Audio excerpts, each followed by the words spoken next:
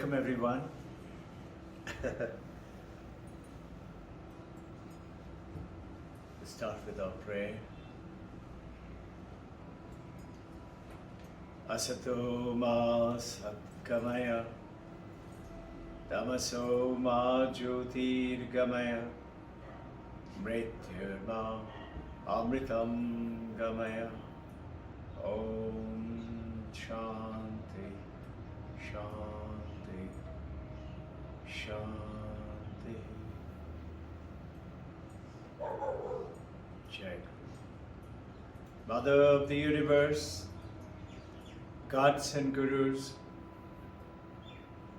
Mahavatar Babaji, Krishna, Brahma, Vishnu, Maneshwara, hold our hand, guide us through unreal to real, ignorance to bliss of understanding, and death to immortality. Peace, peace, peace. Jai Guru. We'll start today with a story. This happened in Germany. He's a mathematician. I've shared with some of you long time back. Friedrich Gauss, great mathematician, and Marcus de Soto is writing about his book on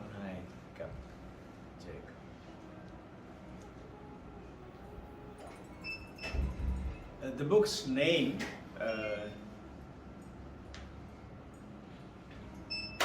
Art of Shortcut in Mathematics and in Life. How to take shortcuts. How is it applicable to our Vedanta sessions and what we're doing?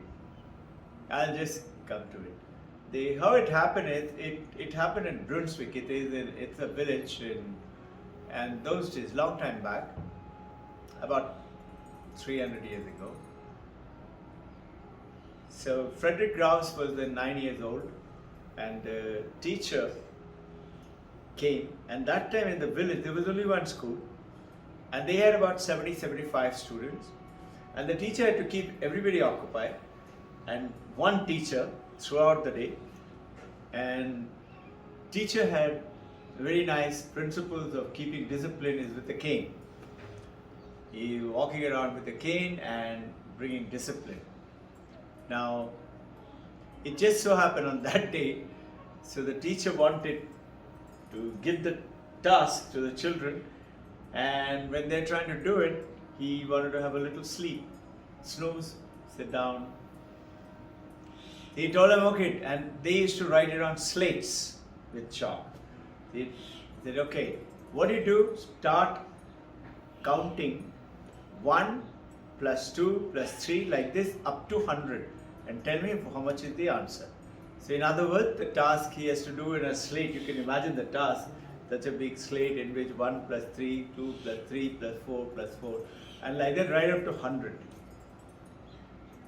As he said it, he thought now at least 10, 15, 20 minutes, half an hour, I am peaceful. But as he finished talking, Friedrich Gauss stood up and he said, sir, here it is. The teacher was flabbergasted and angry. He is spoiling my sleep. He was about to beat him with a cane. He took the thing with his cane in his hand and seriously, and he had a look at the slate. And he was shocked. Answer is correct. 5050. Instead of asking him to go ahead and start explaining, what did you do, how did you do it, he said, okay, I'll see it later. Let everybody finish. Then everybody else took a lot of time. So he had a little rest at that time. And many people gave many answers and many were wrong. He at the end asked Gauss. Gauss's was right at the bottom, all the slates coming on top of it, and his was at the bottom. The last one he comes and he says, how did you do it? Answer was correct. He says, sir, I saw if I add 1 plus 100, it is 101. If I add 2 plus 99, it is 101. If I add 3 plus 98, it is 101. So how many pairs are there? All are adding up to 101. So how many pairs like that? There are 50 pairs. So 50 into straight away. And you and I know we have done our school mathematics. It is n into n plus 1 by 2 gives you the answer. But that time they didn't know. So what did he do? He quickly found a shortcut, and all he did, so many pairs, this is the number, so multiply, this will be the answer. So how many pairs? 51 in the pair, and just multiply straight. Thinking about this and this, the book, he's very much there right now. He attends Vedanta sessions very intensely. Right now, he's quite young. Marcus de Soto. He's also the mathematician in Oxford University today, and their goal is to introduce to the people and make science and mathematics popular in the world. That's what his task. He's the head of that department. He's also head of the maths and head of the philosophy. So he's written this book. When I was looking at it, I was thinking, if you look at Vedanta, what is Vedanta? You don't have to, sit for meditation every day. You have to do fasting, say 3 times a week, or eat only 1 time. It's a very strenuous task, otherwise the spiritual religious journey. And you have to abstain from various things. Remember those 8 limbs of yoga? You have to follow all of them. Especially one guy comes, a foreigner guy, comes to Haridwar and asks, teach me meditation. So he started explaining yama, niyama. The guru was saying yama, abstain from telling lies. You have to observe ahimsa. And the guru started, these guys said, listen, right from childhood I've been hearing about don't tell lies. I don't want to hear all that. Just teach me breathing and meditation. So the guru told him, do you want to learn 8 limbs yoga? Or in Hindi he said, आप अष्टांग yoga सीखेंगे या विकलांग yoga सीखेंगे? Meaning limbless yoga. Which one? Most people would not understand, but until and unless you observe those yama, niyama, you cannot possibly go on to the pranayam and pratyahara, dharana, dhyana, samadhi, all that. How will you do it? So, the art of shortcut, as we are getting into it, notice what is, and that is beautifully Vidyaranya. He's talking in the first chapter itself of Aparukshanabhuti. We have knowledges in many ways. One is Pratyaksha. I saw her. I saw Norway. I saw the, let's say, the Sputnik. I saw Pratyaksha, or I perceived directly. Aparuksha is not direct perception. Paroksha is, let's say, Pratyaksha, Paroksha, and then Aparuksha. Paroksha is, let's say, you make deductions, you make hypotheses, you put certain observations and draw conclusions. Aparuksha is indirect knowledge, but it is always the truth knowledge, the true knowledge. And this is in which he is talking about in the Vedanta, and in which he is talking about the shortcut. What is the shortcut? He said, what is this? Our world is what? Our world is today experience. you are experiencing what? Everything? Thing. What is thing? Thing is an object. What is an object? The definition of an object. The beautiful definition given by one of the latest philosophers in Harvard. He says an object is that which is an, very funny, which is an object to your consciousness. What is an object? Object is that which is an object to your consciousness. What does it mean? It means, say, we experience anything. Anything. I'm seeing all of you, you're seeing everything else around here. You are seeing, touching, tasting, smelling, feeling, right? They're the five senses. And today we get on to those five senses. Where do those senses come from? So, five senses, we are perceiving the world with those five senses.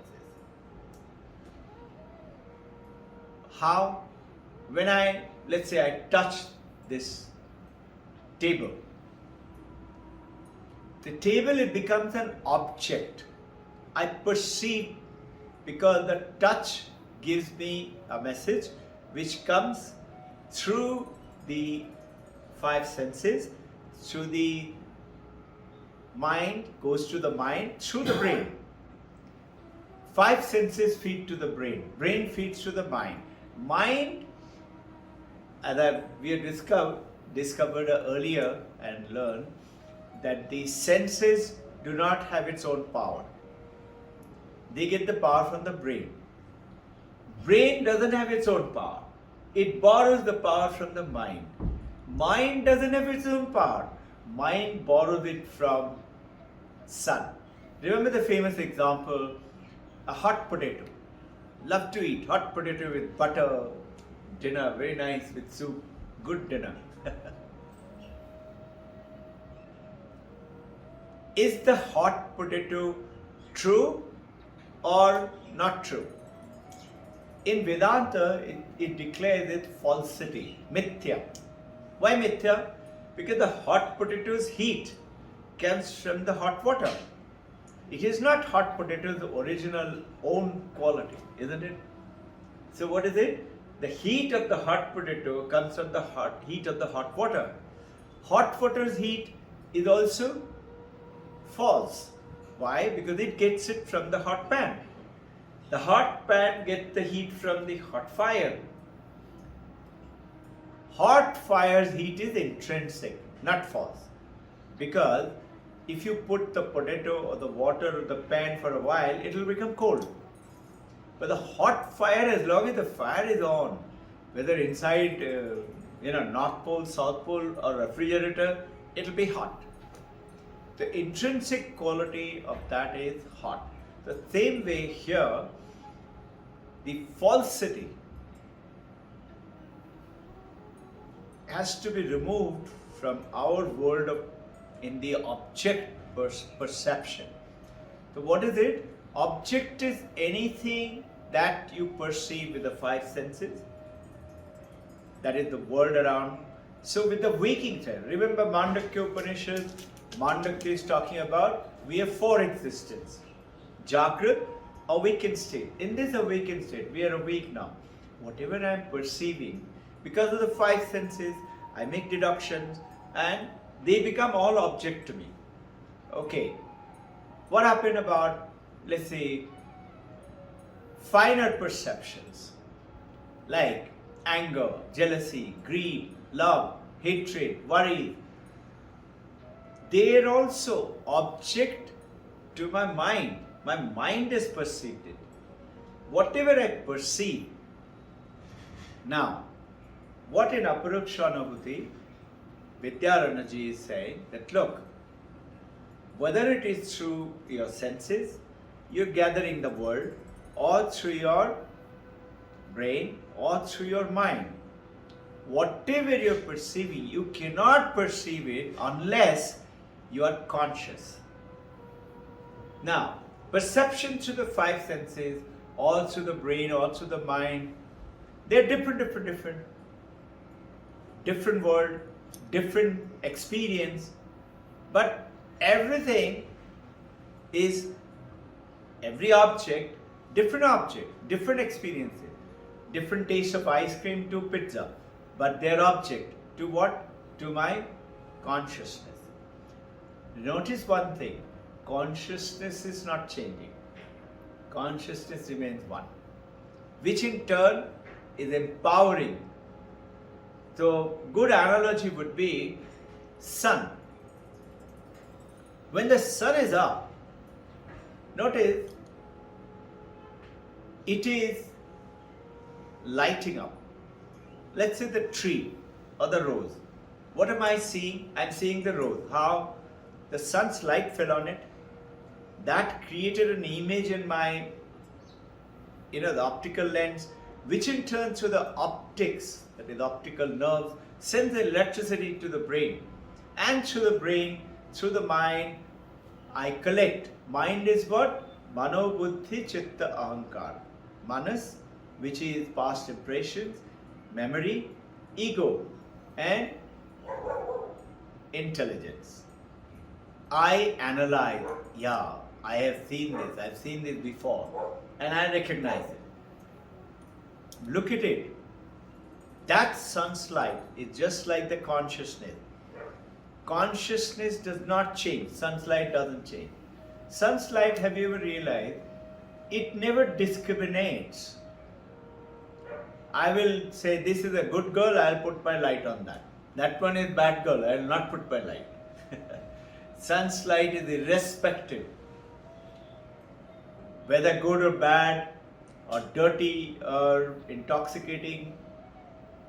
Remember the example we said, it falls on something dirty on the road.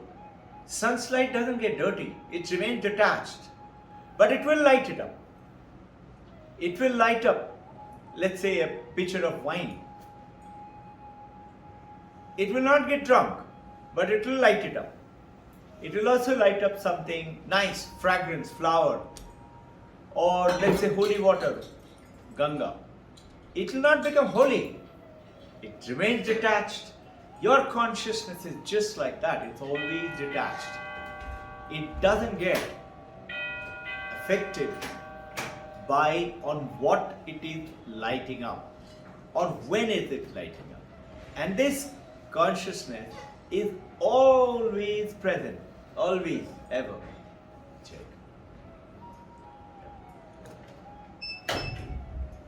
Where, when, everywhere. Now, Mandukya says we have four existences. One is awakened state, waking right now. Understand one thing. What is an object?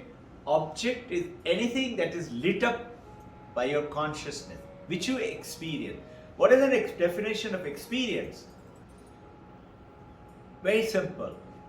Objects and consciousness put together is experience. I experience. I cannot experience if I am unconscious, if I am in coma. And I cannot experience if there is no object. In a vacuum, let's say in a room filled up with nothing, I cannot experience anything. So I need to have object and I need to have consciousness. Now the consciousness is what Mandukya is talking about today, which is the fourth. So waking, Jagrat, dream, sleep, Susupti, Swapna, and deep sleep is Susupti. Three things. There are three. But there is a fourth. You and I, we are unconscious of the fourth one. Our intention is through this what? See, we all don't want suffering. We don't want sickness, disease. We want whatever we want, we desire, we want it. And we want to be happy. And supposing I wanted a special job, I got the job. I'm very happy. I wanted a special degree or a special admission. I got it. I became happy. Now, what's wrong with it? Understanding is nothing wrong with it. Understanding is what we have to do. This happiness apparently we feel it is by getting that object is what gets me the happiness. I wanted to get married, so I got married, I'm happy. I wanted to have a child, I have a child. I wanted a job, I got a job. I wanted to purchase that particular mobile or car or house or something, now I'm happy. So, understanding this as per Vedanta, as per definition of through the Mandukya, is talking about, take an analogy of a monsoon sky. Dark clouds, grey clouds, and you can't see the sky. You see that is the sky, which is what now? Filled with cloud. What are these clouds? These clouds are our desires. Simile. Okay, I'm giving a metaphor here. And supposing I wanted a job. So that was a cloud there. I got the job. So I'm happy. How am I happy? See, that cloud which is obscuring the true sky, which is blue sky, infinitely blue, it got removed. So I got a little blue hole through which I saw the blue sky. And now I feel very happy. What is the happiness? Happiness is the blue sky, which comes to me because I fulfill the object. So why do we practice all this? Through these practices and through the meditation at the end of the practices, is you are getting connected to that blue sky. As a fighter pilot, we used to pierce through the cloud. And there is a certain height above which there is no cloud. It's all blue sky. That varies from day to day. It can be 10, 12, 15,000 feet. It could be 35, 40,000 feet. Generally, airlines travel at standard 35,000. It could be, there is some group of cloud called cirrus group. Cirrus group is high altitude, highest. They're above 35, 38,000. See, around 45, 50,000 is quite common. But above 50, 60,000 is blue sky. And it's dazzling blue. Yes, sir. Sir, one question came to my mind. Loudly. Just one question came to my mind. Like what you said, object is what objects to the consciousness. There's one more analogy is coming, like the second object, what you're talking about. Don't take it as an object, take it as a hindrance. Is it correct? Hindrance, like object. Object means hindrance. Basically. Object means? Hindrance. Meaning obstruction. Yeah. Like object is what? Obstruction to the consciousness. In case we say like that, will that be true? Because your analogy of cloud, it fits very well with it. It is. What you said is a very nice deduction, and I love it. All of you should do that kind of a thing. See, until and unless, let's say a light is showing me this computer. Why? Because the computer is an obstruction to the light. Then only the light will reflect. If the light passes through, I will not be able to see it. Right? So, an object is an obstruction to the consciousness for it to be reflected. Right? But, in the higher sense of the highest, nothing can stop consciousness. And consciousness is in it, through it, beyond it, before it, everywhere. But it is a good observation. In an if I may say, use the word corollary. Hi. Meaning apparent. Yes, it is. It is an obstruction. That is how it is reflecting. If the light doesn't fall on this wall, I'll not see the wall will not be there. No? So, but understanding from this discussion, object is an object to the consciousness. which is also an obstruction. That is how you're seeing it as an object. But what is an object? Object is what you experience. What is an experience? Experience is consciousness plus object. Two things are necessary. So, if you look carefully, when we talk about waking, dreaming, and deep sleep. See, waking and dreaming, you got a good point Vijay sir has opened up. Waking and dreaming, notice there is a knower. You are the knower. There is knowingness and there is a knowable object. Okay? Like computer is knowable in my waking state. In my dream, whatever I am dreaming, that is a knowable object. Is it getting complicated? So there is knower, there has to be. Have you realized? You cannot know anything unless you are there. Can you know anything if you are not there? No. Can you dream anything unless you are dreaming it? Have you realized that that's again, if you look at it in deeper sense, it is reflecting what you talked about. So what is it? In the dream, whatever. Jurassic Park, or I saw dancing in Florida State in United States, or Bahama. What is it? In my dream, I am there. If I am not there, I cannot dream it. For example, you have to run to the Sunday sessions here. And you say, I'm getting late. And you were dreaming. Dreaming what? Eating pizza.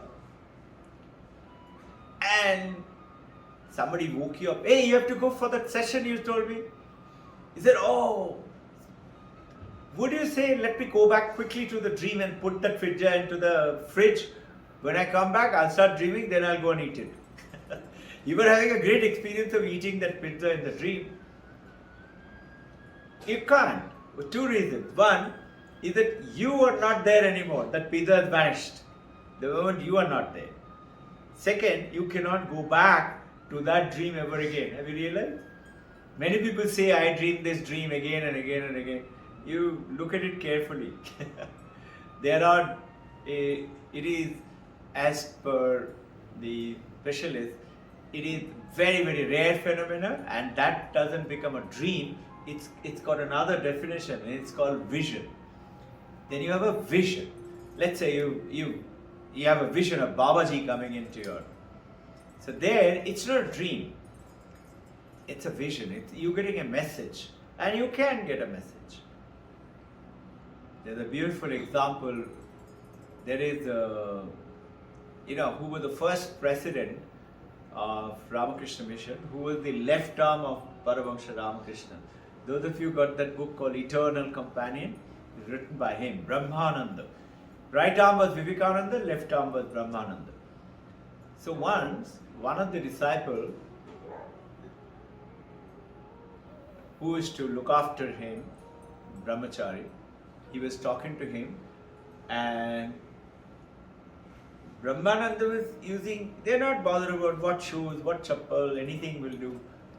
So this boy said, the Brahmachari said, shall I get a chappal for you?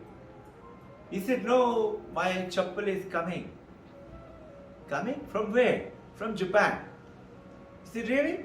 How?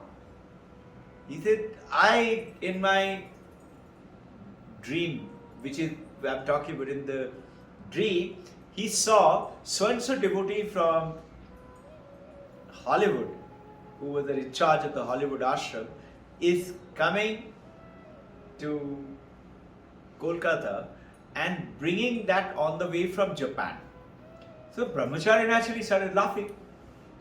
He said, hey, what is this? Where is that chappal then, if it is coming? So Brahmananda said, it will come. So Brahmachari, disciple, can't do much, but laughing within himself. 2 days later, this monk whose head there, he lands up. And he comes and meets Brahmananda. He said, sir, My flight got diverted via Japan instead of coming direct. There's another route. One is direct route, one is roundabout route. Cheaper flights are generally roundabout route. He said it came via Japan, and we had a 1 day's break there also. So I went and I thought about buying this chappal for you. It was a white chappal. So as he gave it to Brahmananda called that brahmachari, come here. See that chappal? It came. How did it come? This is the vision. This is not a dream. But now, waking, dreaming, both, you have to have a knower. You have to be there to dream. You have to be there to experience it right now. What? Any object? Knowing anything. Knowledge cannot come unless there is a knower. If you're not in the class, you haven't understood. Let's say Rudrani has attended. You ask Rudrani, what did you learn today? So now she's been there, she will tell you. You're getting to be present there to know what she's talking about, then only you will learn. Got it? But notice the third point. In the deep sleep, there is no knower. There is no knowing objects. There is no knowable. Not entirely true. There is a knowable. And what is that knowable? Is absence of all experience. So you can say it blank. It is not blank. Because supposing I experience this computer, it's because it is an object and I am conscious. So I can. Supposing it is not there. Computer is not there. I am experiencing the absence of the computer. Do you realize? So what am I experiencing now? The absence of the experience. So in deep sleep, you experience the absence of experience. But you're still there. Consciousness is there. And that knowable is what? Absence of all experience. All three states have to be there. And the fourth one is the consciousness alone, which is silence. So today, we will go over it. Remember a little bit of quickly, we went through the mantra number 3. Today we are approaching towards mantra number 7. Okay? Now, if there is something which is the most powerful mantra among all Upanishad, some specialists, they declare that mantra 7 of Mandukya is the most powerful statement. And which is what we are talking right now is consciousness, on consciousness. What is consciousness? You say what is waking, who am I, who are you, what is this, what is that, everything is described here.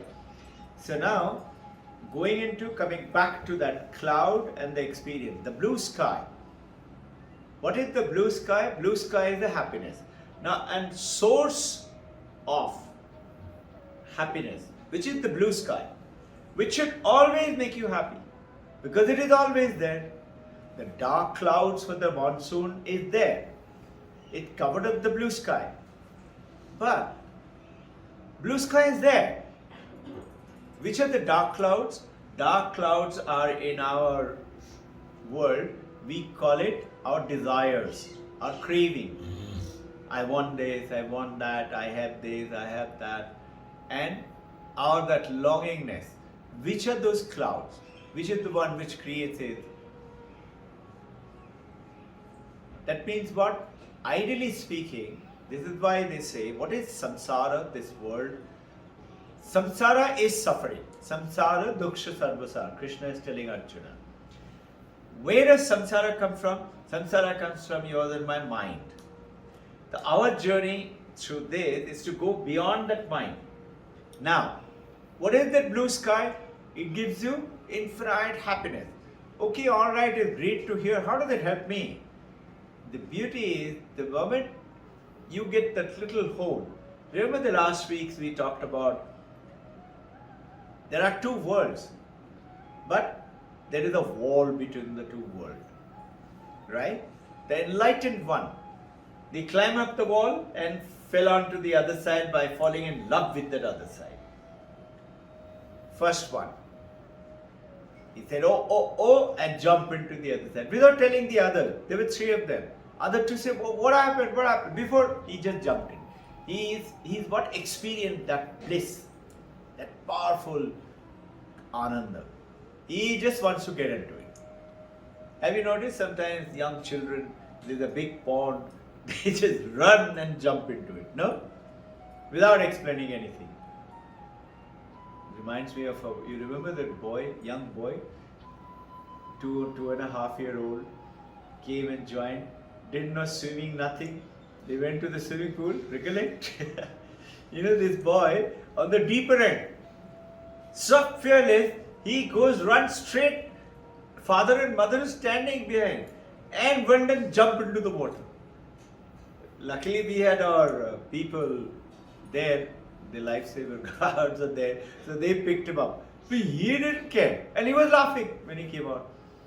They like that. Now, over here, that blue, beautiful consciousness, which is the source of all happiness, which is called Ananda, should always give us that, just like the sun does. Sun, when it is up, everybody will get that sunlight. It doesn't discriminate with anyone. So why is it Ananda giving to everybody happiness, the blue thing? It's because it is obscured by that cloud. In our case, that wall, what do the enlightened ones do? Second one also, by the story, if you remember, also jumped in. Third one climbed up, he saw it, and he was about to jump in, and he said, poor these guys who are in my village, what will they do? They don't know what we are missing, what they are missing. Let me go down and tell them about it. And through the meditation practices, what we do, we create a little hole, recollect, in that wall. Through that hole now you can see the beautiful world outside. So when you get into Samadhi, you get that experience of that blue sky. This is that little desire fulfilled, a little hole got created, you saw that blue and you feel very happy. I want to see my grandson is eating or laughing or playing. You feel so happy. That is little hole. That to the blue whole happiness. What did the third guy did? Through the practices and meditation, what did he do?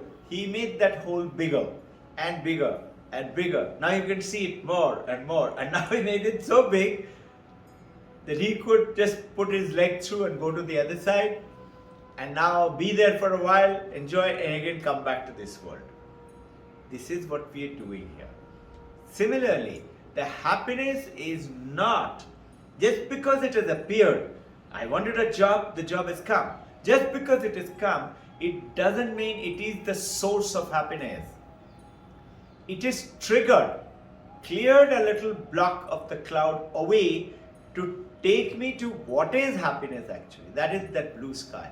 It is not connected with this object at all. So what is the Vedanta saying? Vedanta is saying remove the cloud. So, sometimes in a beautiful wintry, you will see beautiful blue sky. No clouds at all. You can sometimes. That is the blue sky always there. That is the blue sky always with Paramahamsa. So that is why what? They are always in joy. They are always in Ananda, always in happiness. The purpose of meditation for you and I is to go beyond mind. Man ke paar chale jao. Go beyond mind, beyond the cloud. Like I was telling you, I experienced with the fighter pilot. I know it today, what is it? Went through it. Once you go there, then you don't feel like coming down. But you have to come down, your fighter plane fuel is getting out. No? It guzzles the fuel. You have to come down. You are experiencing that blue, beautiful bliss of happiness, calm. In such a fast flying plane, you don't even realize you're flying. As if you're still. You're not moving. Because it's so fast. Movement comes in relation. Supposing you're moving in a train and everything is barren. Your movement is there by looking at the railway line, you can see. But look at the field, relative movement is less. But relative movement is very fast if there is a mountain, or if there is a wall there, or if there is a building there. Now the train is traveling very fast. This relative movement in a blue sky, similar thing happens to the guy who is enlightened master. He is always in that happiness, always in that state. Let's get on to, remember, we talked about the mantra number 3. Jagarita sthana bahis pragnayaha saptangaha. Remember? Ekonavemukshate bokhaha thulaha bhogaha. What are these things? All these mean? It is saying that in the waking state, we have 7 limbs and we have 19 mouths. You remember we had talked about it just for, you have the 5 sense organs, the 19, Eko Naving Shati Bhukaha, 19 mouths. How can I have 19 mouths? 5 sense organs, you have 5 mouths.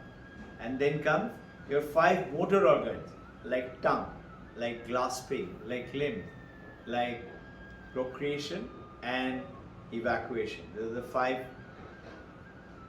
And then come 5 vital forces, which are that prana, apana, the wind that we do, udana, samana, those 5 wind forces. So now 15. And then 4 are your mind, your memory, your ego, and your intelligence. They're the 4 things. So the 15 plus 4, they're the 19. And then going into, what does it do? It experiences the world outside. What is that? Sthula world. How are they getting connected with this?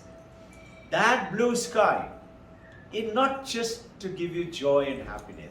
It is joy and happiness is the ultimate choice.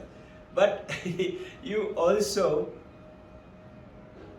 do not need anything, and if you need anything, it happens like that. When you're connected with that. So have you realized the great master? You look at Jesus Christ.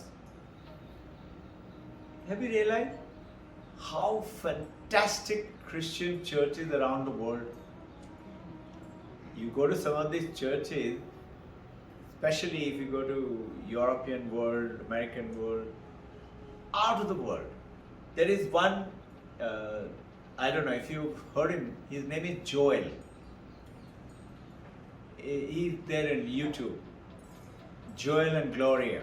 They talk about Christianity, okay? If you see that stadium, you will be shocked. It has got capacity of some 15, can't believe, not lakhs, million, that's 150 lakh. Huge! And everywhere the screen. This is in Houston. Anybody passes through Houston, they should go down and visit them. And they're very good. They say, you just visit us, we will take care of you. They're very hospitable, very nice, and talks a lot of very beautiful things. Brings up Christianity in. Meaning that kind of a vastness is there through which, how did they get it? Just getting touched with that thing. He didn't have anything. He talks about how he started building it. He said, I didn't have anything. I just had one intention. I want to create the largest the stadium. It is a totally covered stadium. If you Google it and see it, I would like you all to see it. And talking about Joel and Gloria. It's amazing. How did he create it? This is that getting in touch with that little blue sky, that infinite blue sky. So there is a saying in the Vedanta, is when you go through that little hole, when you see it through the hole, when you enter a little bit of that samadhi experience, you are realizing you're trying to clear that cloud of those things, which is because of the mind, which is why we do these practices. Like with the, it goes ahead and Vedanta explains, with a blade of grass, you're trying to empty the ocean. Can you see the comparison? That is how much we have those worries and thoughts and love and hatred and anxiety and depressions and desires. And with the blade of grass, we are trying to clean that up. He said, whereas, how did I come into that today's shortcut? That through this consciousness, through this dhyana yoga, in which is aparokshanubhuti is talking about, when you get connected to that consciousness, you get instantly transported. And that is our purpose. How should we do it? They talked about do it through 4 yogas. So you notice we practice all the 4 yogas, and with the primary importance to each one of them. In the meditation, generally everybody talks about first you should purify yourself, which are those 8 limbs. Ayama, niyama, asana, pranayama. So those you should practice them first. You're purifying yourself. Then go on to pratyahara dharana.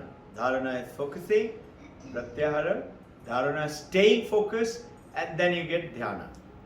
And then get samadhi. When you get into the samadhi, you stepped into that. You saw that little hole. And now you start to get onto it.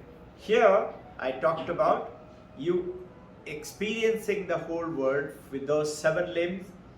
And 7 limbs are, it talks about, just for those of you for memory and understanding, 19 mouths you understood as per the ancient Vedanta.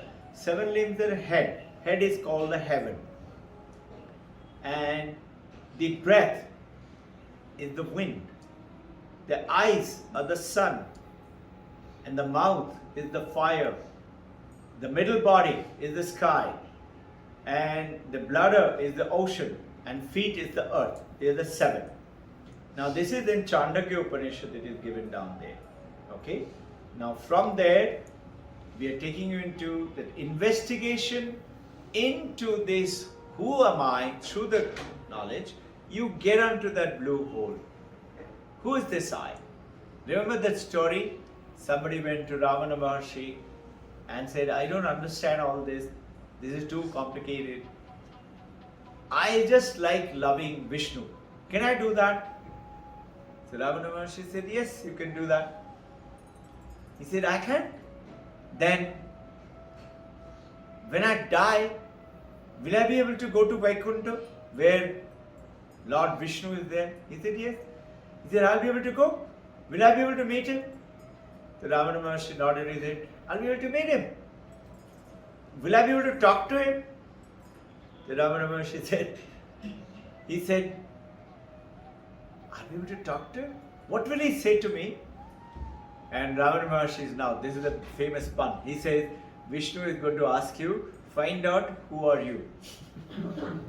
So eventually this who am I is the knowledge, the message which they're talking about. You need to get into it.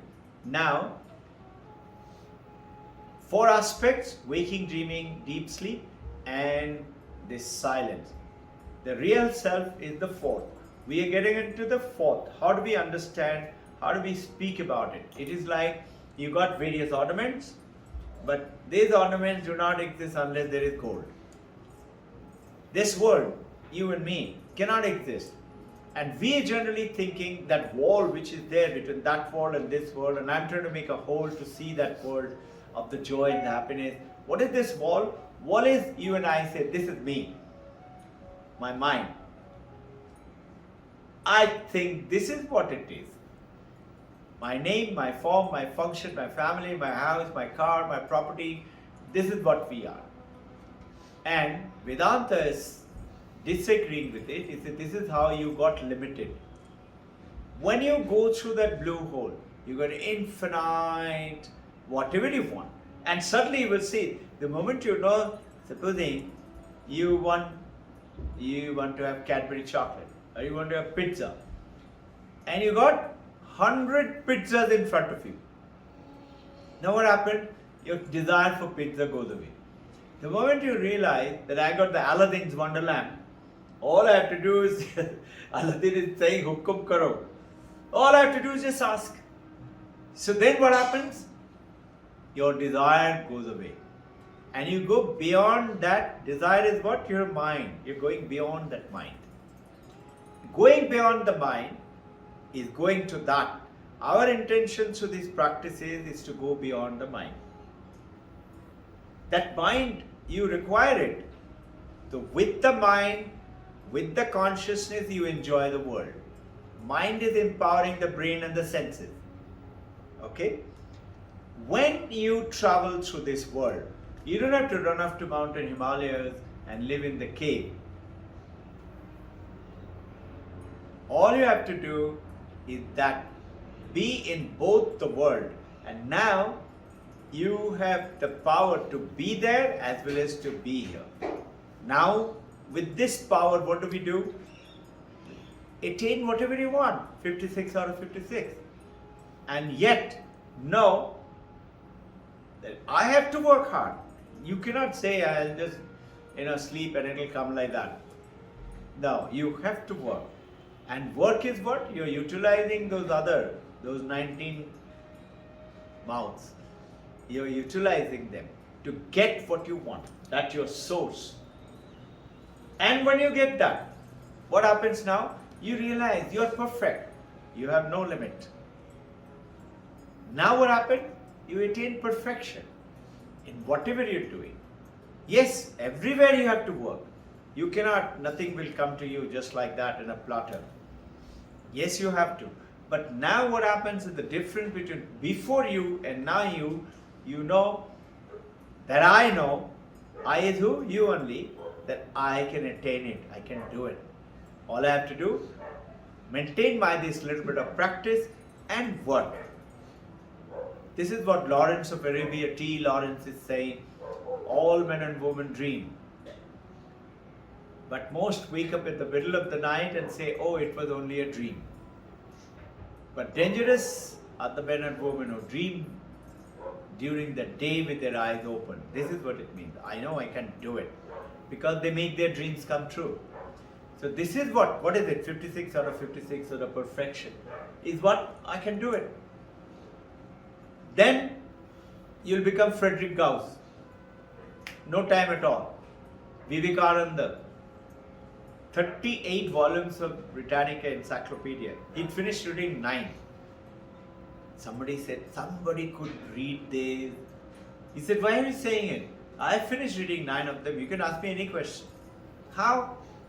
He answered all of them. He not only answered, he even said that after that statement there is a comma there. And go to page number so and so of that volume. It is linked up with that. This, you call it photographic memory. Once you take a picture, what do you do with picture? No? Meaning what? Your mobile has got it now. All you have to do is refer to it. So this is how that when you get touched with that blue sky, these clouds of other obstruction will not come as a littering, as a garbage to obstruct your knowingness. You will continue to grow. So, ultimate reality is that reality which is beyond which lies everything. So, remember, 3 steps to understand. First is what does the Upanishad say? Second is do I understand it? And third is do I think it is true?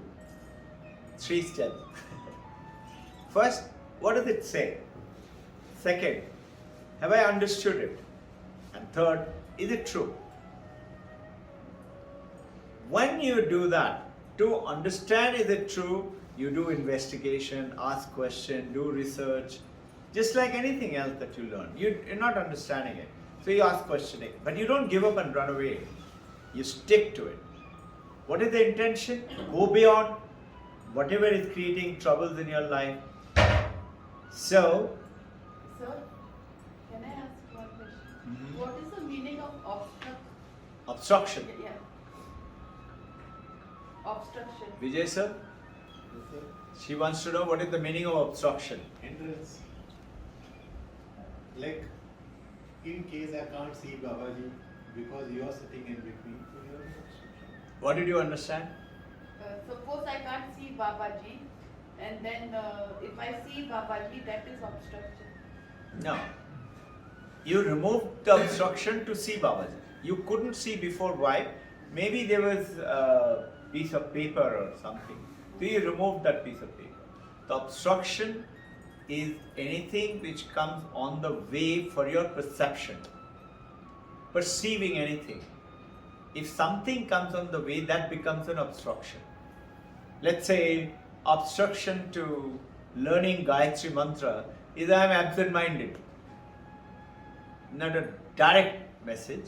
Direct message is Paramahansa Ramakrishna used to say, he used to have a chaddar.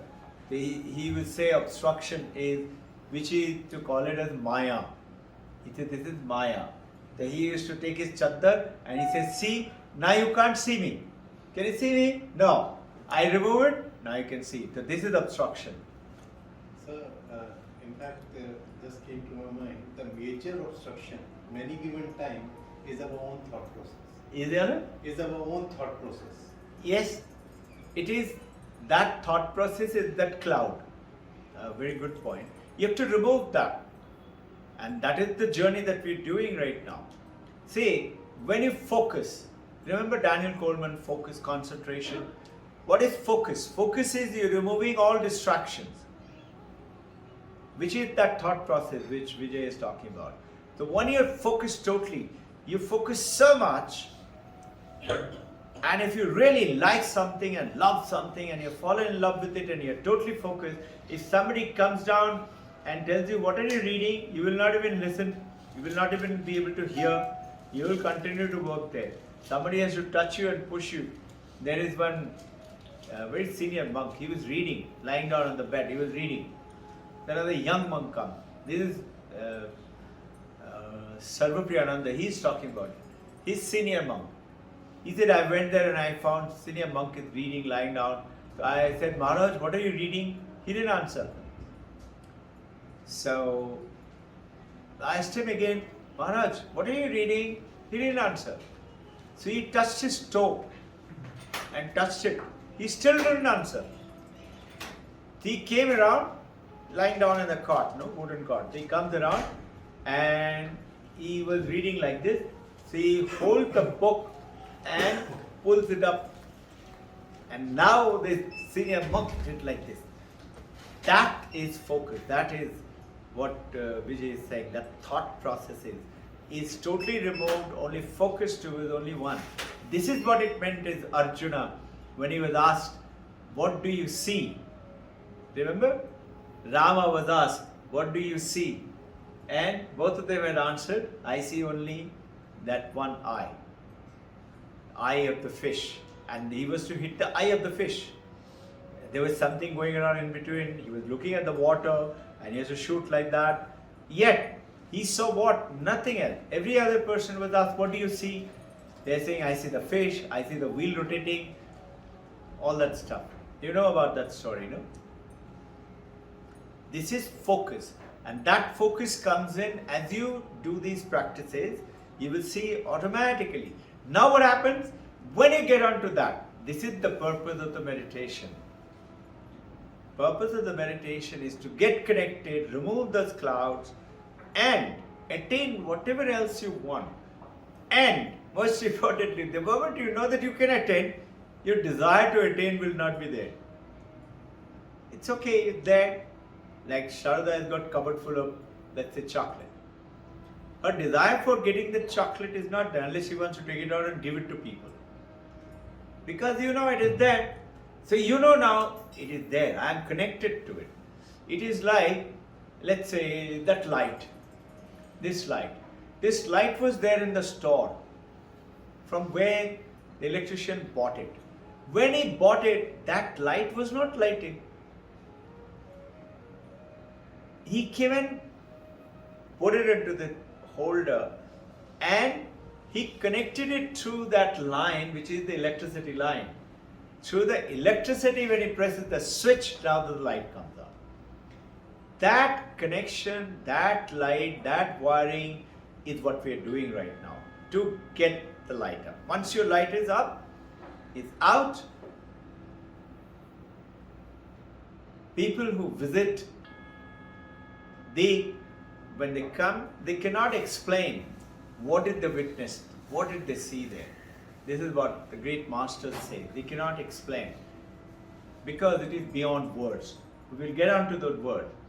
Now, the seventh mantra, we will explain it in brief. It's a very big mantra. It will take at least one more session. It goes on to say, Nantah pragna, na bahi pragnya, na bhavataya pragnya, na pragnyan ghanam, na pragnan, na pragnam. The two times that now. In other words, this understanding, what is this consciousness? It is going ahead and explaining through indirect way by saying what it is not. Na means not. It is not that. And not that. And this is how it goes on to say. So what is that fourth? Fourth is that consciousness towards which now the Mandukya is going ahead and trying to tell us what is that. How are we experiencing it? That absence of experience in the deep sleep. How do we experience that? So, how did we introduce the waking state, dreaming state, deep sleep state? Let's understand, then we go to the fourth state. Okay? The waking state. How did we introduce? We talked about consciousness is extroverted. Consciousness reflects on the object and gets you the world outside, and you say, I am experiencing the world. Experience is object and consciousness, right? Understood? Apparently very simple, but when you try to explain it, and then you find it difficult. You don't know how to. So Vedanta is given simple explanations and very powerful. And now, so it's talking about functioning through what just now Vijay said, through thoughts. Thoughts is through the mind and the sense organ. You watch something, you see something, and you recollect, it becomes your thought. And through that sense organ and experiences, you get onto the external world. So this is the world you're experiencing now. This is Bahish Prajna, outwards. You're going toward that. Now, dream consciousness. How the dream consciousness? Mind turns inwards.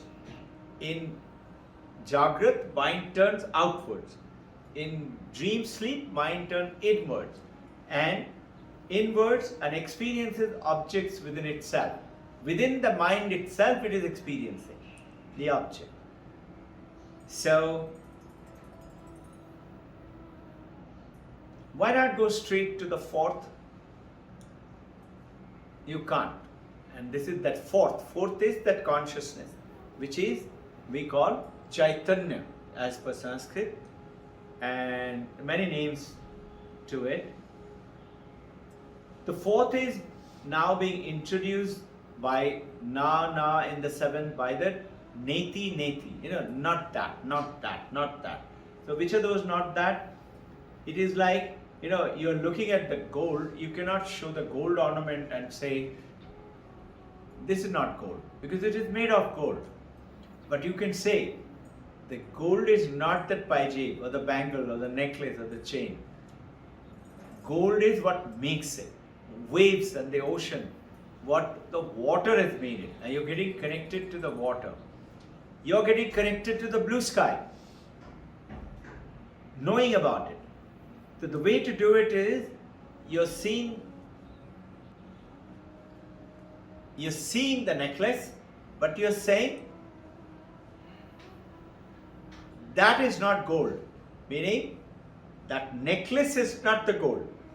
The gold is what makes the necklace. You understand this? So very simple example, we will come down. You cannot directly point at the necklace and say this is gold. What will a child think? That it must be having this shape and this form and any other thing. Child is not going to understand that this is made of gold. I had given you an example last time on that. If you melt that necklace, then it is gold. So, very good to understand is father who's worked in a nearby town from a village goes there, works and comes back. On a Sunday holiday, he told his son, come, I will take you for a picture today to the town. Boy has never seen a film. So while going, he's saying Mahabharata is running and tells him the Mahabharata story, Arjuna, Krishna, Duryodhana, all that, and the fight and the battlefield. And he takes him there. He says, you will see a white screen. And in that white screen, this movie will, because of the light through the film, which will come into the screen and you will see the picture. I'm trying to get you to understand why not go to the fourth direct. Okay? Why is it necessary when the waking, dreaming and deep sleep, we could do that directly. So father and son walks in to the picture hall. It just so happened they come from the village, got a little late. Picture had already started. So when the son goes in, movie is running. And he's naturally never seen movie. So he's very excited and he's totally awed. And he's looking at the picture. After some time, he said, Father, now understand this. It's a very powerful example, very beautiful understanding why you can't go direct to fourth.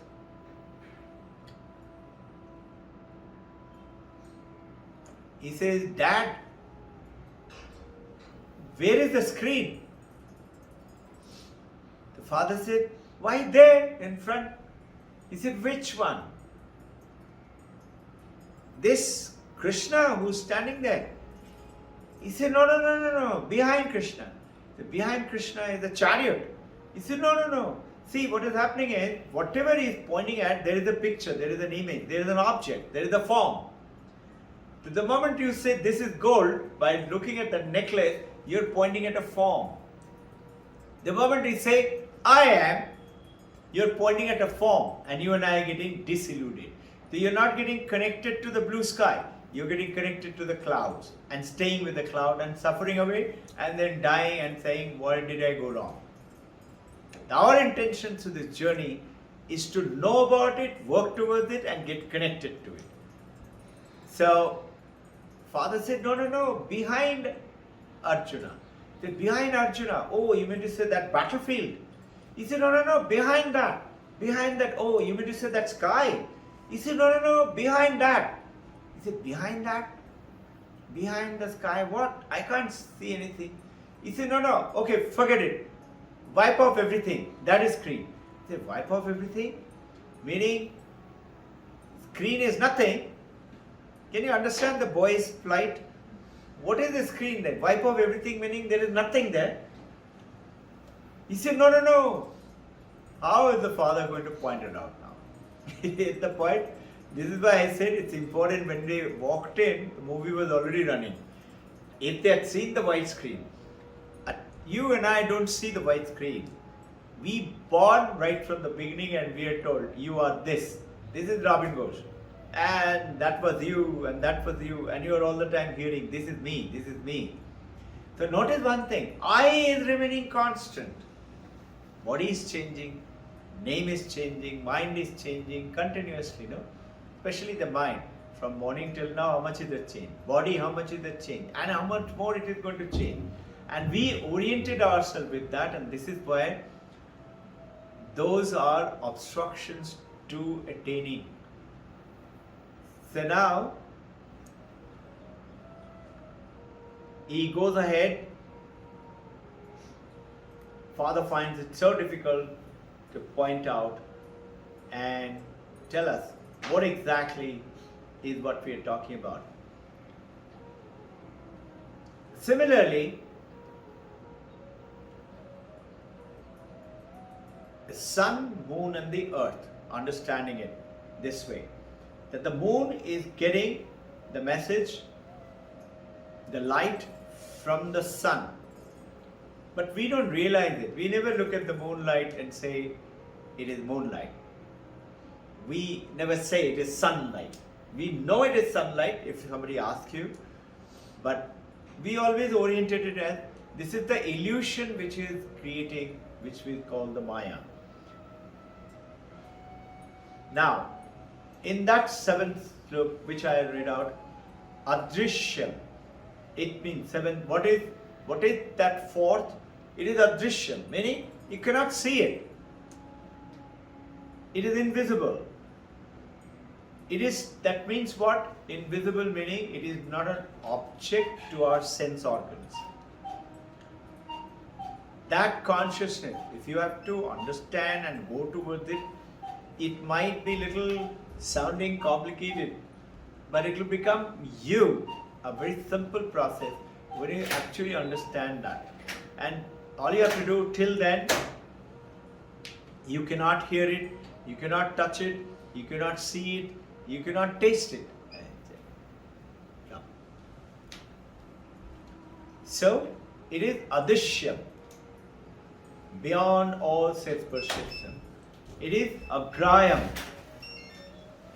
That is, it means it is not an object, or it is not something or organ for action. That means it is not something we have to go to Banaras to see. It is not a place that you travel to, which is what is called agrayam. It's not an object of my organs for action. I cannot walk to it like a pilgrimage. I cannot catch hold of it. It is also avyabhayam. That is gold, for an example. You can make the gold into an ornament, but without the ornament, the name and the form, you cannot experience the gold. Gold is, in other words, see this, you will have heard about, originally there was only one. There is only one alone remained. That one alone is the Prakriti, as per the Vedanta, wanted all of us to experience that world, and that is why all of us got created. Remember the story? What is the meaning of Agrisha? Agrisha? Agrisha. Now you said Agrisha, no? What is the that? meaning? What is the word she is Agrisha. using? Aggressor. Huh? Aggressor. Agrisha. Adrishya. Adrishya. Agrisha. Adrishya means which is not seen. Adrishyam. Yeah. Adrishyam is what you cannot see, Okay. beyond see. Beyond. Meaning beyond sensory object. I cannot, this consciousness, I cannot touch it, taste it, feel it, hear it or smell it. It is beyond that.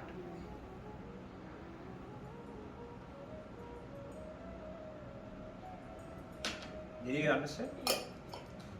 So Yes, I'd like sir. to have your views on one of the thought process. The one very nice example you gave just now of a boy going to see a movie with the father.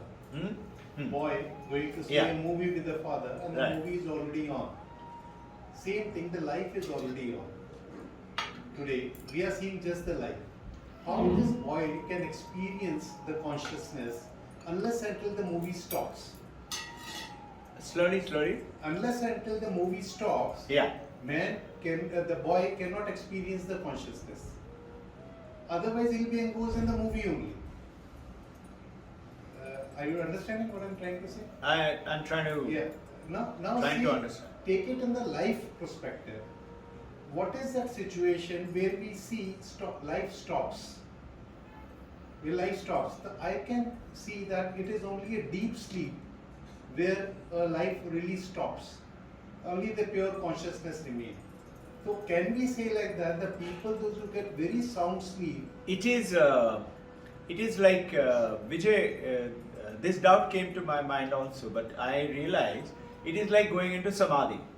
When you go into samadhi, Everything else is apparently stopped, and you are experiencing consciousness. You are not. This is what I was also thinking first. You are not in the deep sleep.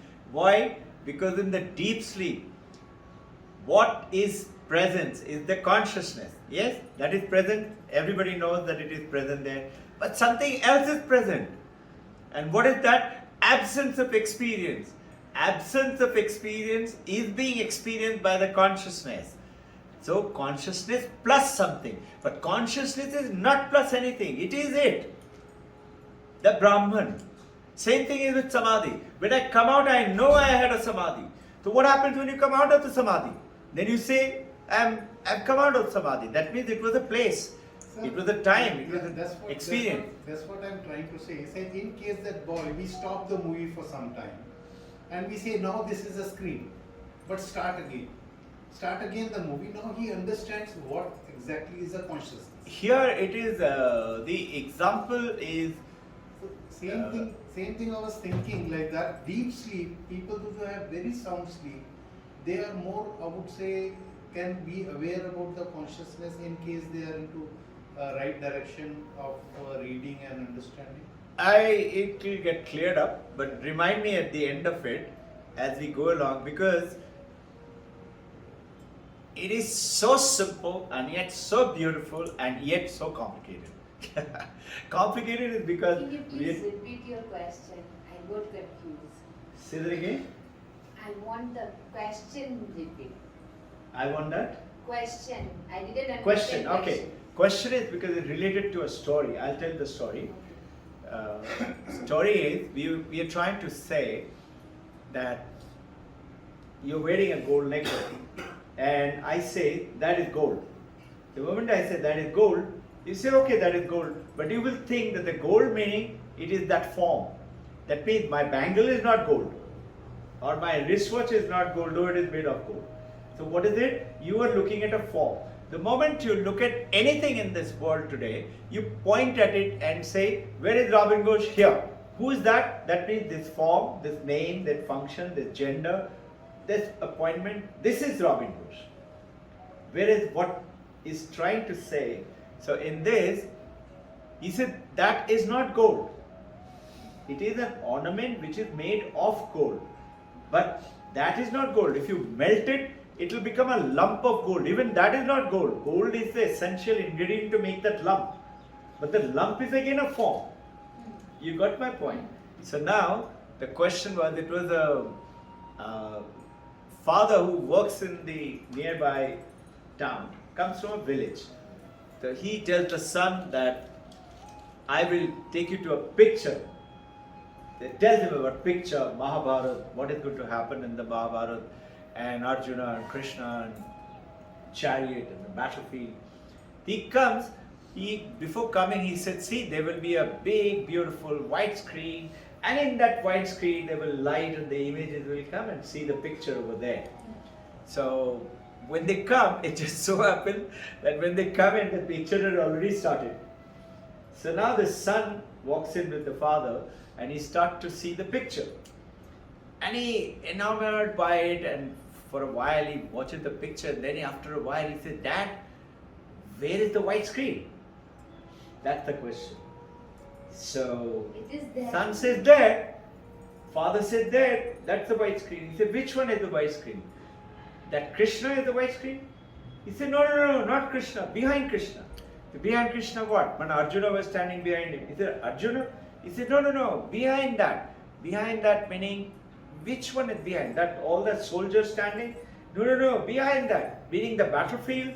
No, behind that. You want to see the sky? He said, no, behind that. He said, behind that what? Behind that there is nothing. That means screen is nothing.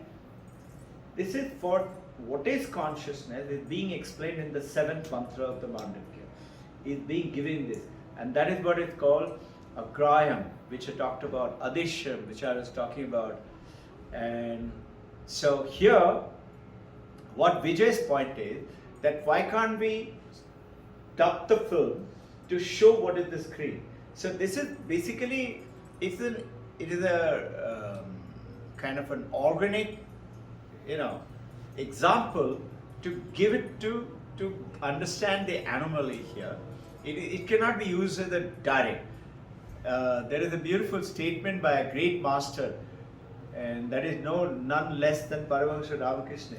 He says, Namuna is to be not utilized as an example. Namuna.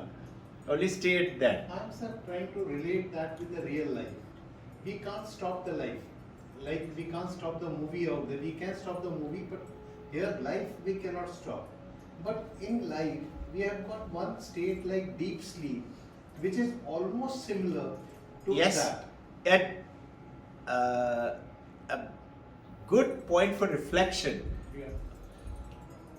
Almost is not Almost. it. Yeah. I And understand. consciousness That's is it. the reason So we have to talk about what beginning is of that this- consciousness? beginning of What this is that Chaitanya what I we're would like talking to have about? your views, sir. Yes, sir.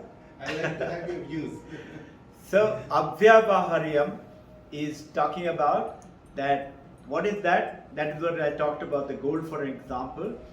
Without the ornament, meaning that form, like all of us, this form, this world, this building, this car, this universe, that consciousness, unless it formed that, you cannot experience the consciousness. Like, I'll give an example.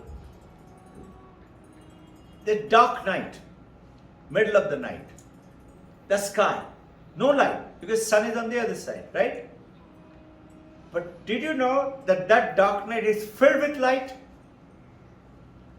And you see that light when, let's say, a comet passes through. You see the comet, Halley's comet. Many people say, don't see. Halley's comet, what is it? Halley's comet does not have any light. But when it passes through that so-called darkness, it is filled with light, but it has nothing to reflect on. Like if you're driving down the mountain, you're going up to the top of the mountain. Now, when you're driving, your headlight is showing to the mountain wall. And the other side, one side is mountain wall. And then go to the other side, when it is pointing to the other side, you will see a little bit your white light and then it vanishes. Unless a bird or something flies through it, then you can see it. You got the point? So here, what is he talking about?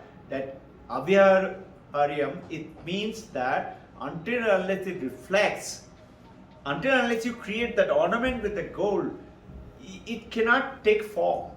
So this consciousness is the story of Alan Watt I talked to you all about. You remember that story? Alan Watt's story. In the beginning, God was all by himself and Not God. he was living happily, and then he got bored.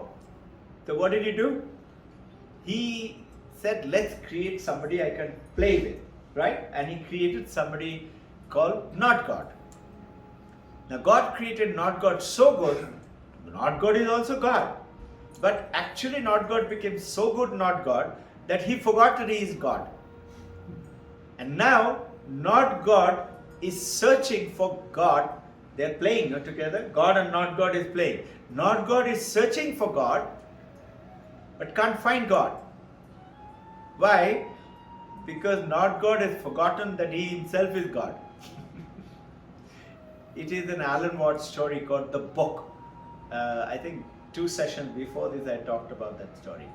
Now, going on to the consciousness in itself is nothing that is something to be smelled, to be seen, to be tasted, to be touched, to be felt, to taken a journey, to go to. So what is it? That is what we are going about. It underlies all usages. So you can wear that gold as a necklace. You're using that consciousness every moment, everything that you do in your life, but you're unconscious of that consciousness, right? And it is without this underlying consciousness, this fourth, that is the thorium, everything else is not possible. Meaning without consciousness, this whole world vanishes. When I don't have consciousness, this body, this name and the form dies. Without the consciousness, this body is nothing. with the consciousness, when it is very little, I'm in coma, almost dead. And then little later, unconscious and deep sleep and all those vary. When I'm awakened, totally focused, I'm actually realizing. So our intention is to reach that status where we are utilizing it, that consciousness, in being effective in this world and being what? Absolutely successful. Doing what? Everything. Whatever you want. And this is that story I told you all about, flying through the sky, monsoon season, thousands of clouds. Blue sky is totally obscured. And now, let's say, I want to stand first in CA's exam. And I stand first. I'm very happy. That happiness is nothing else but little cloud in that monsoon cloud which has got removed. I've acquired it. I've got it now. One desire. And because you've got it, you say because of the desire got fulfilled, I am happy. It is not so. It is because the desire is removed. Now through that cloud, you can see the blue sky beyond. The blue sky always existed. Blue sky is the source of happiness, not the desire of the standing first. Yeah. Sir, are we an obstruction to something? Are we an obstruction to something or someone? Are we? Let's say I'm looking at you, so you're then Babaji is, so you're an obstruction for me right now. But Slowly. okay, like in short, I'm just asking: are we an obstruction to something? Are you an obstruction to Yeah. something? Yeah. How do I understand if I'm obstructing someone indirectly or directly? Okay. So in that question, can I ask you a question? to answer that question, who is this I? When you're saying, am I an obstruction to something? Who is that I? Who is that? This is Tarush, this body, this name, this boy, this 15-year-old guy. Is that the one? That is the journey to say that is not Tarush. Which is the Tarush? Tarush is that consciousness which we are trying to find out. And that consciousness is all of us are. It is infinite. It is infinite potential. If you touch into it a little bit, you become top in the world or top in the CA's exam or attain whatever desires and dreams that you have. Right? So, obstruction to what? To some sensory object. This computer, let's say this cloth is for you is an obstruction to see my face. To do what? 5 senses, no? With the 5 senses you cannot see my face anymore because of this obstruction. You are looking at yourself for a sensory thing. It is beyond the senses. What is that? That is what we are discovering. What is it? What is that consciousness? And I is nothing else but I am that consciousness. I am not the body, not the name, not the form, not the function. I am something else. I operate through the body, through the name and the function and the place and the... Right? This is all my part of the journey that I am taking it up. Got it?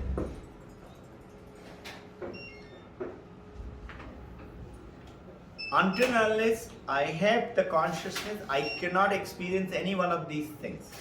Okay? And anything else cannot be an obstruction because that itself is made with the consciousness. Which is consciousness? Is you. You are only that. And you are not different from me. I'll give you an example. Yes, sir.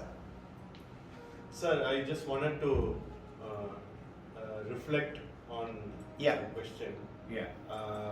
When the word obstruction that is being used here, I think of it as not as an object, but our thoughts in terms of. So you also mentioned in many different ways. Our goal is to move from waking state to a more sleeping state to deep sleep state to the consciousness. That's the fourth stage. But what is the difference of being in a in the waking state and the deep sleep state in the between and the conscious attaining consciousness? Is really the number of thoughts we get during each of these stages. Say that again. The number of thoughts that we get Yeah. at a waking stage is generally way high than the number of thoughts you would have Yeah. when you are at a sleeping state or a dreaming state, Yeah. versus much lesser thoughts when you are at a deep state, Okay. and even much lesser or probably even no thought in a sense. There is no thought. When In you deep reach sleep, a there is no conscious- thought, there is no mind. Yeah. So Progressively like- reducing. yeah, when we start reducing the number of thoughts, we have lesser and lesser obstructions to reach the consciousness. Is that? That's how I'm. No, the Process. allegorical understanding of this, I get what your point, that you're talking about what Vijay was saying, that it is the thought itself. See, The number of thoughts that I mean. Or- we experience that even Right. when we meditate. Initially, we have so many thoughts coming bombarding us, but when you progress, true, the number of that part of understanding is true, but the statement understanding is slightly different. What are these four existences? What is Mandukya Upanishad is saying? You don't know who you are.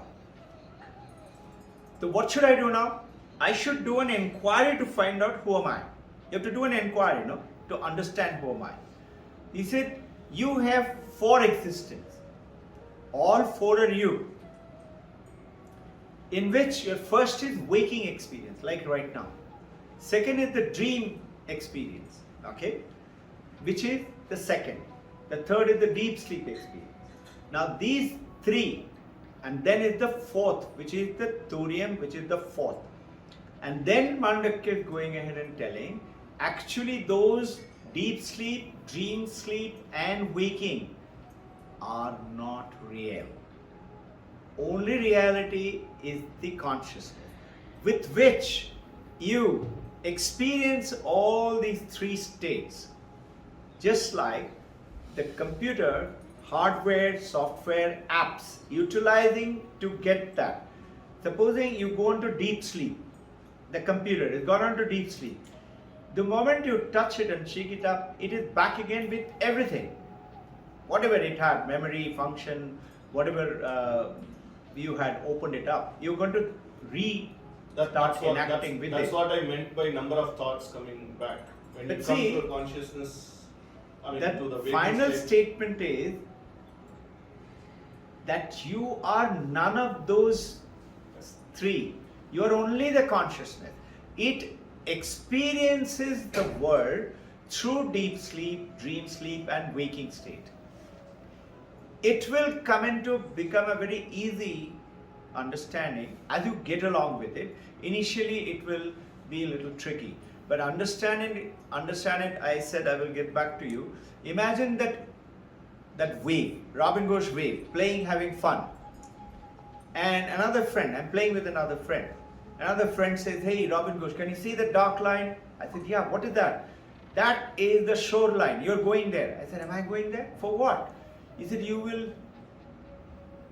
go there and die. I said, what is die? He said, you will not be a wave anymore. You die meaning you are not a wave anymore. I said, what will I become if I am not a wave? He said, what you are, you will become that. I said, what am I? He said, you are water. I said, shut up. Where is water? I am not water. I am a wave. I am this body. I am this name. I am the form. I am a man. He said, no, you are not. You are water. I said, shut up. I don't believe you. He said, what a fool. He goes ahead. Then comes my Vedanta friend. I like him. Vedanta friend says, what happened to you? Why is your face so small? I said, this monkey was telling me I am going there and I am going to die there. He said, it is true. I said, really? What will I become? He said, you will become water. I said, where is water? He said, you touch yourself, top, bottom, side, inside, everywhere you touch yourself, you are water. I said, really? But I don't want to die. He said, that is possible. So understanding these two, I said, what do I have to do? not dying, is it become calm, become quiet, become still. Now a wave in the ocean becomes still, it becomes what? You cannot make out now, this was Robin Ghosh wave. It merges with the whole ocean. Now what have I become? From a little wave, however what was the size, tsunami or big wave or small wave, I become the ocean now. That end to this end, that down 20,000 feet down to up, I'm everywhere now. I become everywhere. So I attain some status. But I am neither the ocean. Then now what happened? Understand this example. What am I? Can I take away water from the ocean? Will the ocean be there? Can I take away water from the wave? Will the wave be there? No. I can take away water from this glass. The glass will be empty, water will be there. Water and glass. I cannot take out water from the wave or from the ocean. I cannot take away consciousness from you or you and have a separate existence. Consciousness itself is me. I cannot take away gold from the necklace or the bangle. It is itself it, right? So it is not the thought, but those are part of the process for us to understand that the consciousness alone, water alone is the wave, the bubble, the froth, the ocean, the river, the pond, the dirty puddle on the street. Everything is that one thing called, everything in this universe is one thing called consciousness, right? Now, it goes on to say, alakshanam. That is, it cannot be inferred. You cannot, inferred is what? Say, supposing you are driving down in the mountain and you see big smoke. That means there is fire there. You infer from the smoke there is fire. It cannot be inferred. Consciousness cannot be inferred with something. It is going ahead and explaining. It is achintyam abhya pradeshyam. What does it mean? It means it is beyond name. It is beyond language. It is beyond thought. Just now your question. It is beyond thought. You cannot think of it. It is beyond that. And then Shankaracharya actually explains it that why is it beyond language? After all, Upanishad, Vedanta is language, no? So how can you say it is beyond language? The Shankaracharya explains it beautifully. I'll touch upon that and then we'll go on to 7th mantra. Whatever I'm discussing now is from the 7th mantra of the Mandukya, which is the most powerful mantra. I will touch upon it. It has to go through another session, and in which, where does the language work? Language requires 5 things, which I touched upon on Thursday, those of you who heard it. Do you all get a time to listen to it? I know some of you don't. Try and see if you can listen. It's about 20 minutes to maximum 30 minute session. It introduces it. First, see, language works when there is jati. Jati in Sanskrit. It means, let's say a cow. Anything of the classification of the cow, if I say this is a cow, or let's say this is a big 1,000-ton ship and there is a small boat, but they all come under the class of boat. I can say that is the boat.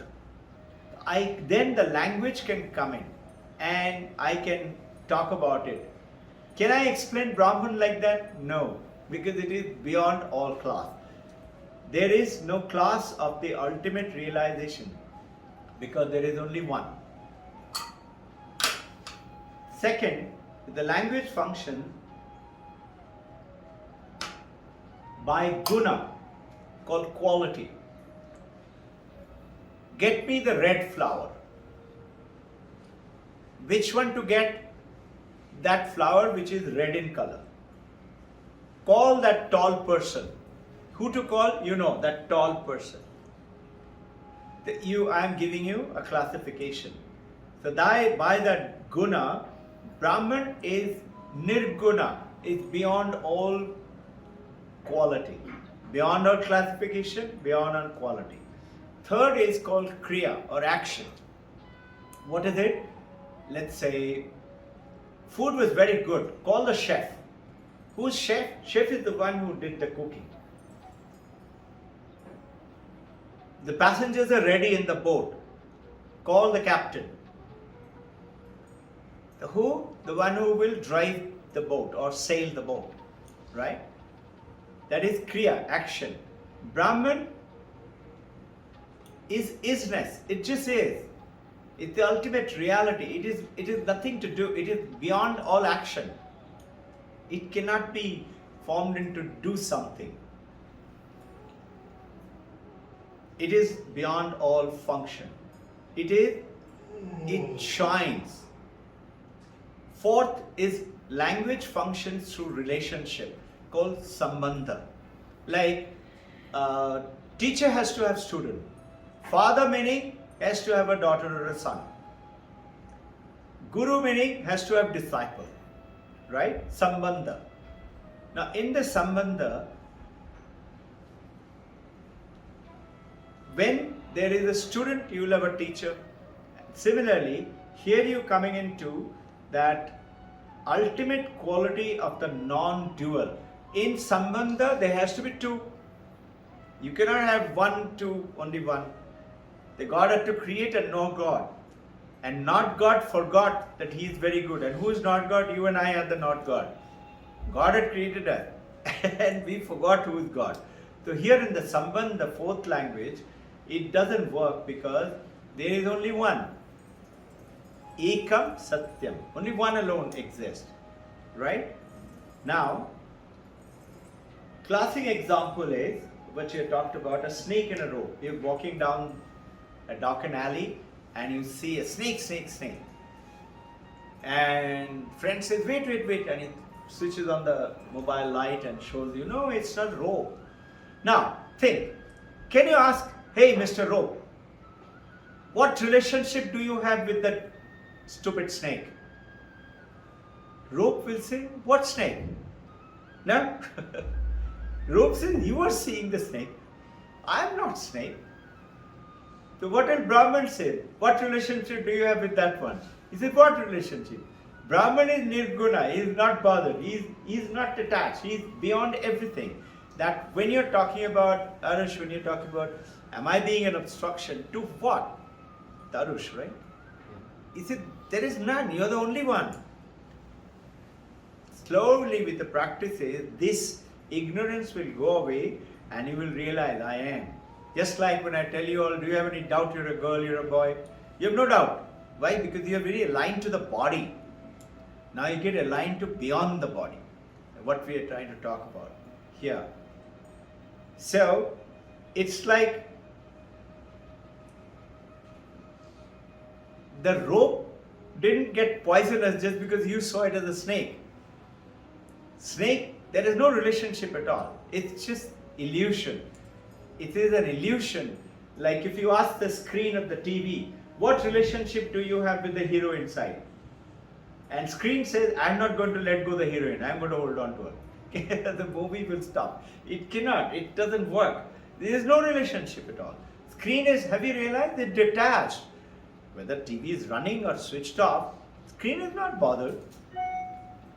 Whether the movie is running or a hostile movie running or a funny movie running or whatever it is, screen is detached.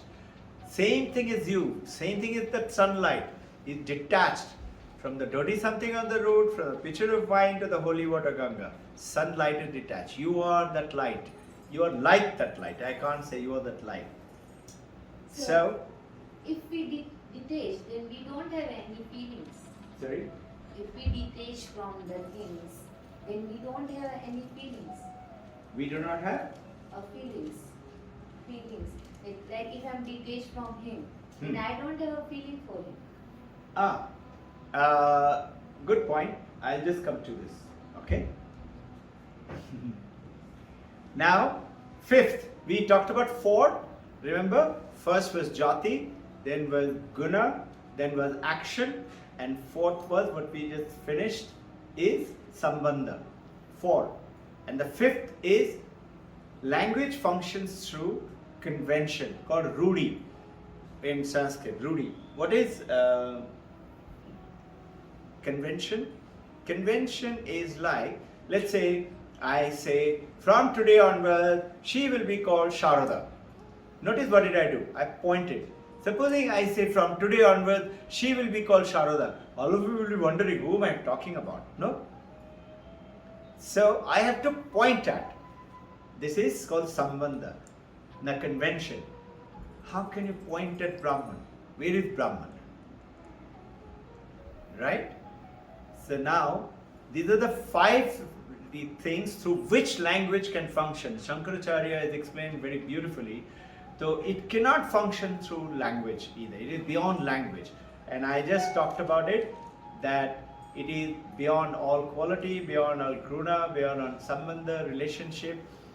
And now, what we do, you cannot point it out directly, physically from now on, and understanding the consciousness is actually, you all are talking about thought. Consciousness reveals thought. Thoughts do not reveal consciousness. Unless you're conscious, you cannot think. You got the point. Now this is the linking. Thought does not reveal consciousness. Thought reveals the world. Right? Now what is world?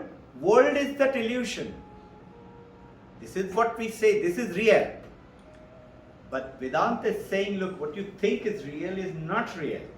Now what happens is, now coming down to this, your question. You also had last time some question which was... Same. Yeah, so the questions were, Sharada? Sir, ma'am, she asking if we will be without any attachment, we become detached from everything, means we don't have any feeling toward anything. Yeah.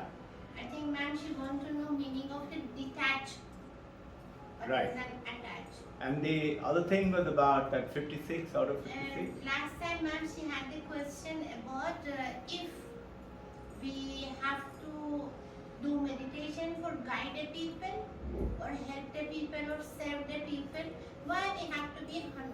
Reach to 55 out of 55. With anyhow, if we know our responsibility, we can help them, we can guide them, we can, serve them. Correct? Yeah, and one more I adding on that. Everybody a different capacity. My capacity may be 40, maybe, I don't know. Say that again. Point. Look at me. Come to me. Look at me. What did you say just now?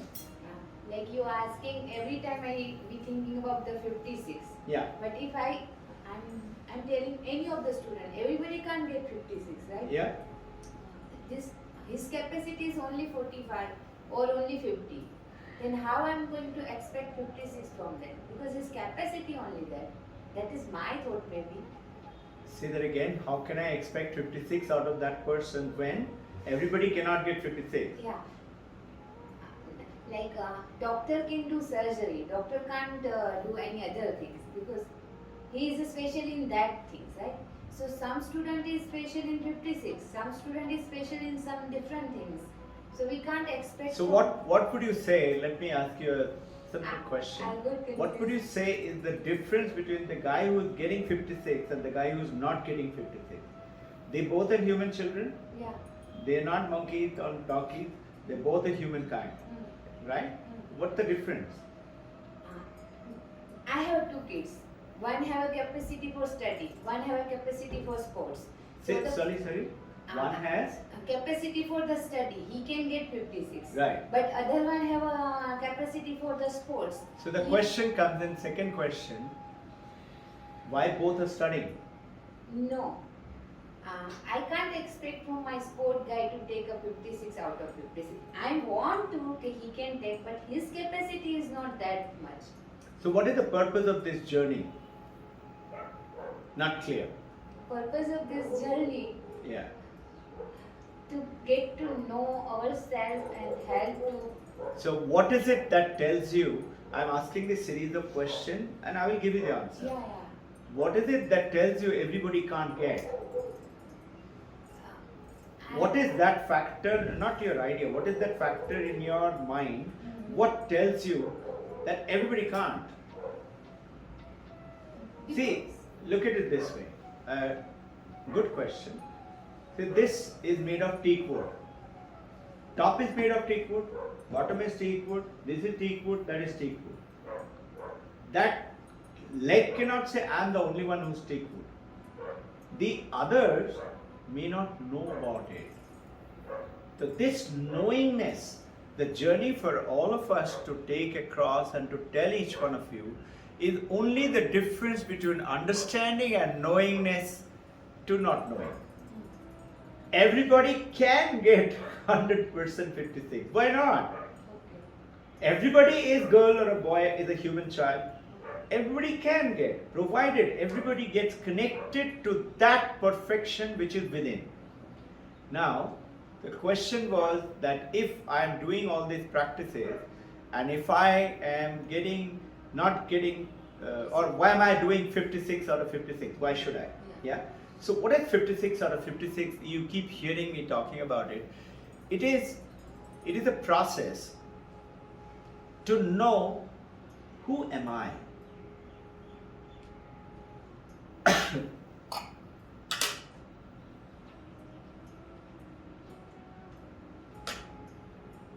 In life, all of us are going to face chores, hurdles, things like that. We're going to face it. We're going to go through them. Some of them will be successful, some of them won't. What's the difference?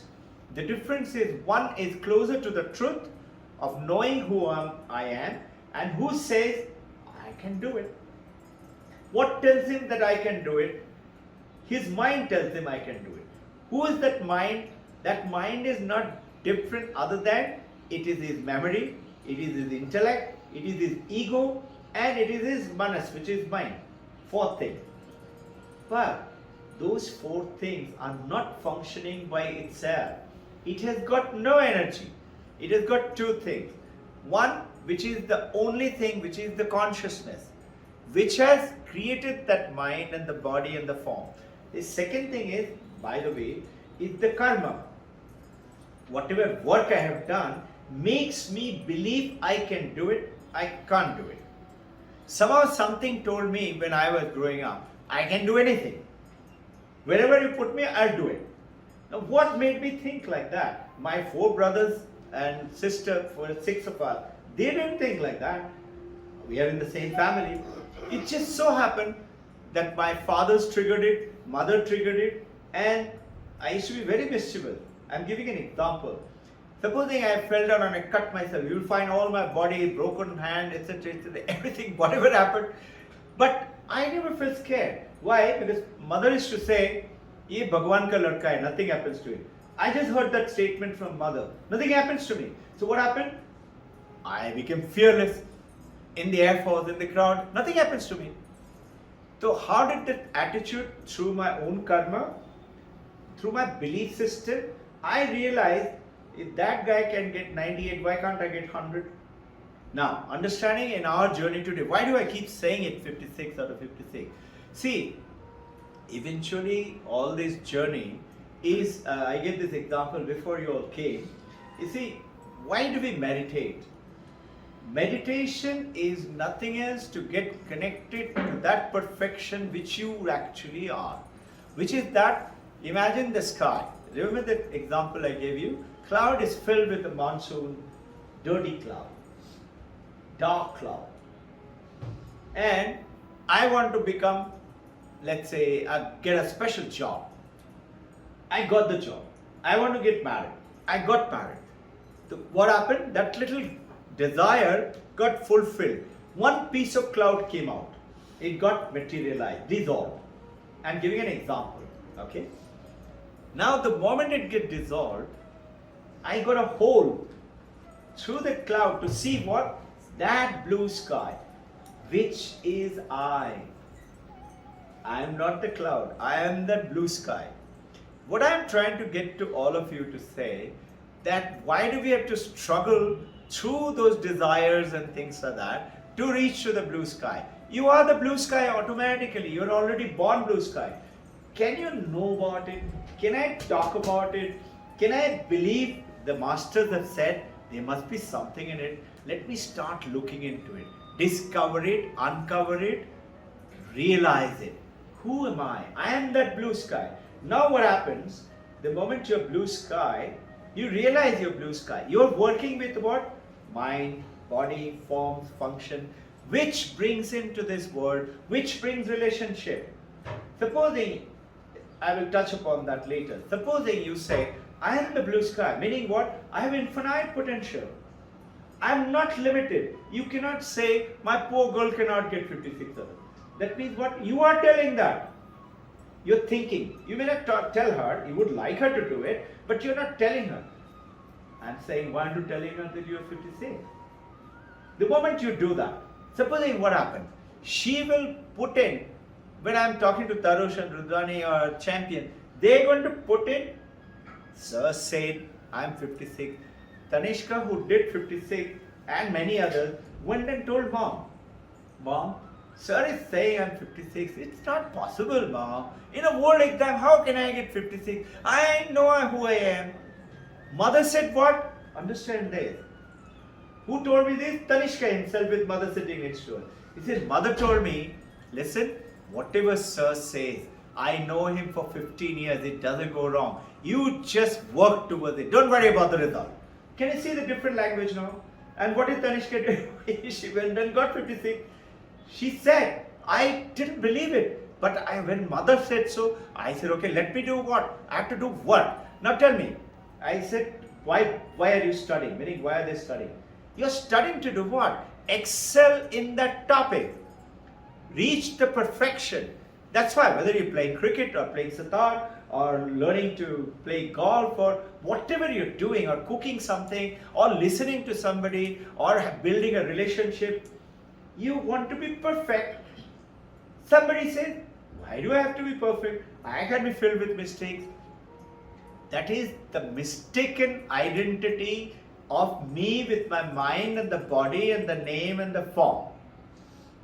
And not mistaken identity with I am that blue sky. I cannot go wrong.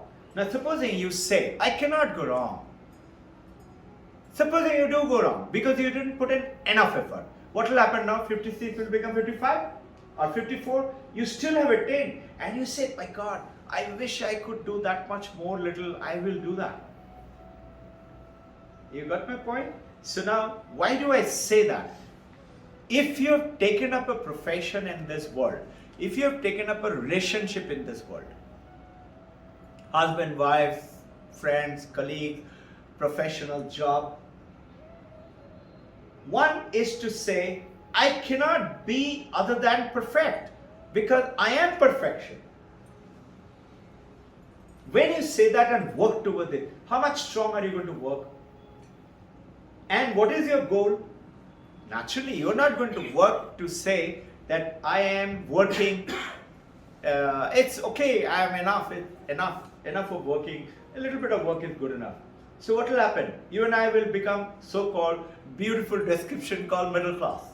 What is the difference between a high class and a middle class and so-called low class? It's the effort. It's what we are putting in. So when I say you are a human being, see, you are better than an animal.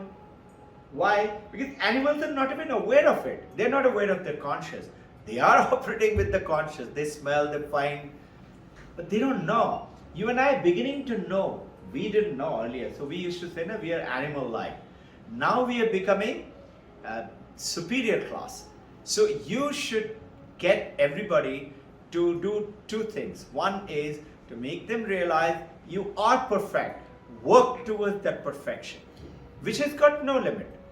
Meditate white, remove those white clouds, the dark clouds, and go to that beautiful deep blue calmness. When you go into it, the joy is such, and you suddenly, when you realize and when you come out, you say, oh, this is so simple. It's not complicated at all. I can do it. I never wrote poetry. One day we were talking and discussing. I got the message. I said, if he can do it, she can do it, they can do it, why can't I? I started writing poetry. I became very good. What did I do? I tapped into that little blue patch to say, I can do it too. You look at Sharda ma'am. I'm giving a personalized example. She didn't know ABC of English when she came to India. She didn't know anything. Today she's done her BA, she's done her BEd, she's done her MA, she's done her MEd, she's done her MPhil, she's doing her PhD now. In English language. How? She just said, I have to do it. And I have to do it, I can do it. Now, which is another Sharoda could have been, it's okay, alright, I'm happy. Which one is better journey? So give goals, give directions, set yourself towards for what? You like to be happy. You like to attain that success and not 10 years, 15 years from today say, where did I go wrong? Why is my brother doing better? Why is my class friend is doing better? Today, most of the colleagues, brothers, sisters, friends, our class friends, everybody said, you are doing. All I see the difference is, anything comes up in my way, I said, I'll do it. I'll do it. You can't do it, it's okay, come to me, I'll do it. Meaning, where did this attitude come from? I know today that there is something within me. All I have to do is sit still, tap into it, and it will tell me what to do. That consciousness will tell me, guide me, speak to me. Like right now, what I'm talking, I'm not talking, I don't know. I'm not talking, meaning not my mind, my body, my name and from.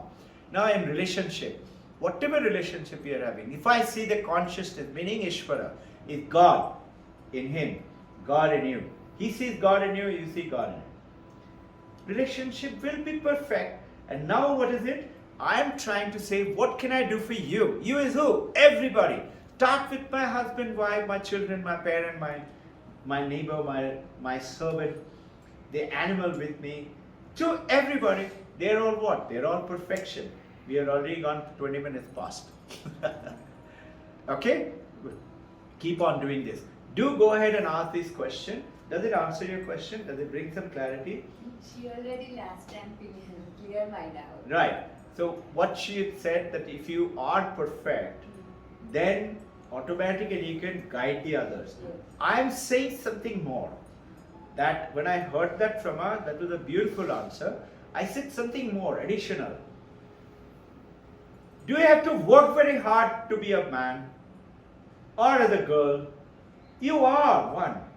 You don't have to work very hard to be perfect. You are perfect.